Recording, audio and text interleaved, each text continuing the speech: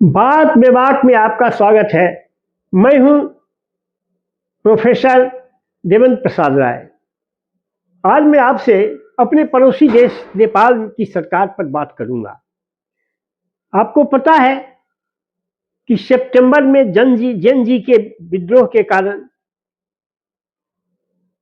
वर्षों से चली आ रही नेपाल की सरकार अपदस्थ हो गई। सुशीला कार्की जो एक सुप्रीम कोर्ट की जज थी, उसको एक्टिंग प्रधानमंत्री बनाया गया। फिर इलेक्शन हुआ जिसमें बारेन शाह के आरएसपी को, राष्ट्रीय स्वतंत्र पार्टी को 2/3 बहुमत मिला, इतना एब्सोल्यूट मेजोरिटी, और उसकी सरकार बन गई। अब उसकी सरकार के सामने क्या सब चैलेंज है और उसको कैसे वह मीट करेगी। एक तो पहला तो चैलेंज है कि अभी तक जो सरकारें थी वह बड़े बड़े सिद्धांतों की बात करती थी, समाजवाद, साम्यवाद, फांसीवाद की बात करती थी, लेकिन करनी के नाम पर वही ढाक के 3 पात। उसकी विदेश नीति जो रही, तो जो कांग्रेस रही वह प्रो इंडिया रही, और जब ये सीपीएन कम्युनिस्टों की सरकार आई तो यह एंटी इंडिया हो गई, प्रो चाइना हो गई।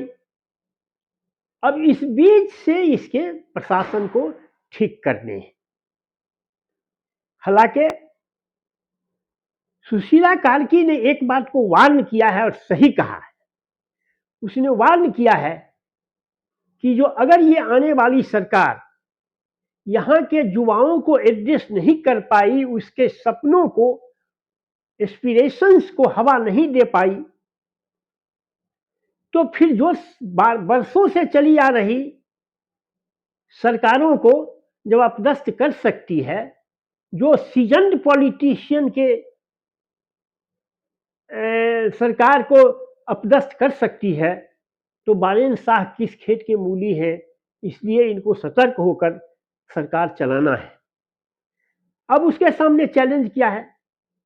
सबसे पहला चैलेंज तो है कि वहां की टूटी हुई अर्थव्यवस्था और गवर्नेंस की कमी। एक तो वहां के युवा बेरोजगार हैं, कोई इंडस्ट्री नहीं है, कोई इंफ्रास्ट्रक्चर का विकास नहीं है, और दूसरा कि वहां के लोग पलायन को मजबूर हैं।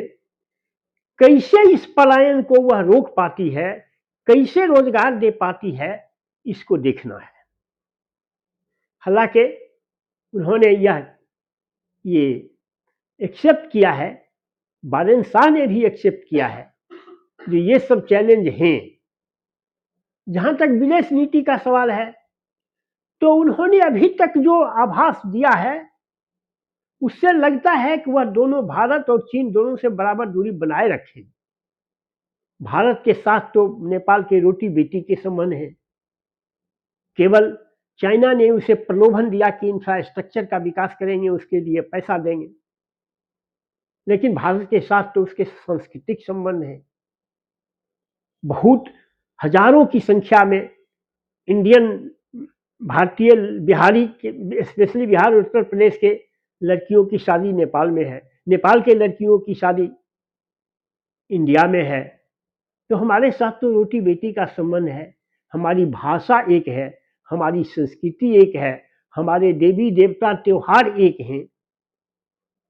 इसलिए वह इंडिया से अलग पाकिस्तान के अस्तित्व को नहीं स्वीकार किया जा सकता है।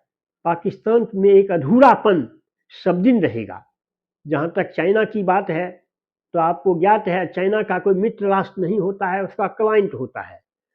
वह पैसा देकर अपने जाल में, मकर जाल में वह फंसाता है। वही नेपाल को शुरू किया था। अब ये सरकार कैसे करती है?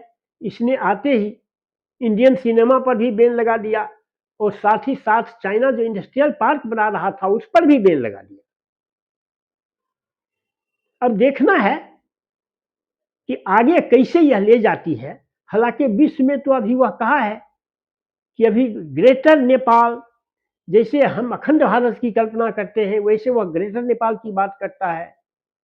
विश्व में तो होड़ ही लगा हुआ है ट्रंप के लिए अमेरिका फर्स्ट, मोदी जी के लिए इंडिया फर्स्ट, तो बारेन शाह के लिए नेपाल फर्स्ट।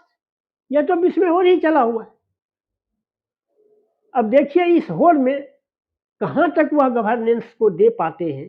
हालांकि अभी तक जो स्वयं स्फुट आंदोलन होते हैं इस तरह के नौजवानों द्वारा, वह बहुत अस्थायी नहीं होता है और बहुत लंबे काल तक नहीं चलता है, क्योंकि बारेन शाह एक काठमांडू के मेयर थे, लेकिन पूरे नेपाल व्यापी उसका संगठन उनका उस तरह का नहीं था।